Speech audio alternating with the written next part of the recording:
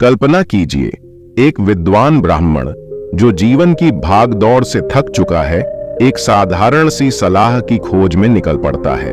वह जानता है कि शांति का मतलब केवल बाहरी दुनिया से नहीं है, बल्कि उसे अपने भीतर की गहराइयों में छिपी शांति की तलाश है।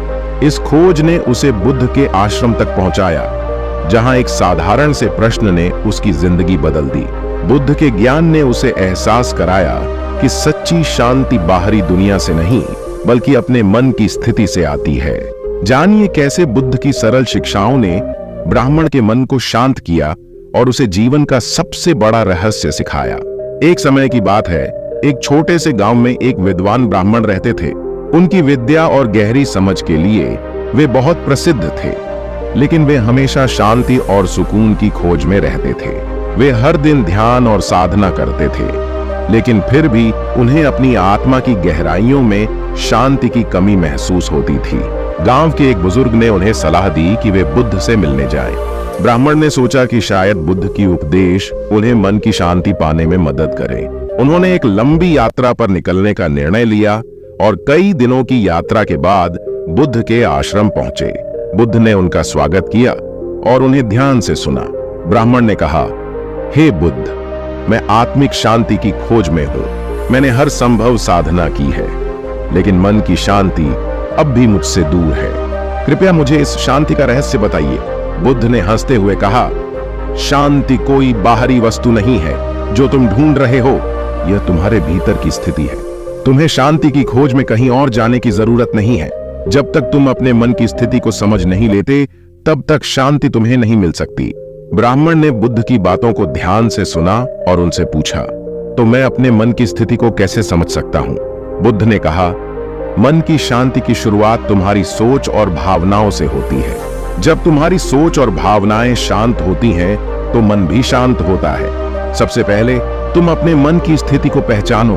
देखो कि तुम्हारी सोच कितनी अराजक है। जब तुम्हें समझ आएगा कि तुम्हारे मन में कितनी व्यथा और अशांति है, तब तुम धीरे धीरे उसे शांत करने की प्रक्रिया शुरू कर सकते हो। बुद्ध ने ब्राह्मण को एक सरल अभ्यास सिखाया, प्रतिदिन कुछ समय ध्यान और स्वाध्याय के लिए निकालना। उन्होंने कहा, हर दिन एक कोने में बैठो और अपनी सांसों पर ध्यान दो। अपने विचारों को समझो, लेकिन उन्हें चिपकाओ मत। उन्हें आने दो और जाने दो। जब तुम अपने विचारों को बिना किसी प्रतिक्रियाशीलता के देखोगे, तब तुम महसूस करोगे कि मन की अशांति कम होती जा रही है। ब्राह्मण ने बुद्ध की सलाह का पालन किया और ध्यान की इस विधि को अपनाया। कुछ दिनों के बाद उन्होंने महसूस किया कि उनका मन अधिक शांत और स्थिर हो गया है। पहले जो विचार उन्हें परेशान करते थे, वे अब उन्हें आसानी से स्वीकार कर पा रहे थे। उन्होंने समझा कि मन की शांति का रहस्य नकारात्मक भावनाओं और विचारों को नियंत्रित करने में नहीं, बल्कि उन्हें समझने और उन्हें बिना प्रतिक्रिया दिए जाने में है। कुछ महीनों के बाद ब्राह्मण ने बुद्ध के पास लौटकर कहा, हे बुद्ध, आपकी उपदेशों ने मेरी जिंदगी बदल दी है। मैंने पाया कि शांति केवल बाहरी परिस्थितियों से नहीं आती, बल्कि यह हमारे भीतर से निकलती है। जब हम अपने मन को समझते हैं और उसे शांत करते हैं, तब वास्तविक शांति प्राप्त होती है। बुद्ध ने मुस्कुराते हुए कहा, सही कहा तुमने। शांति का रहस्य केवल तुम्हारे भीतर ही है।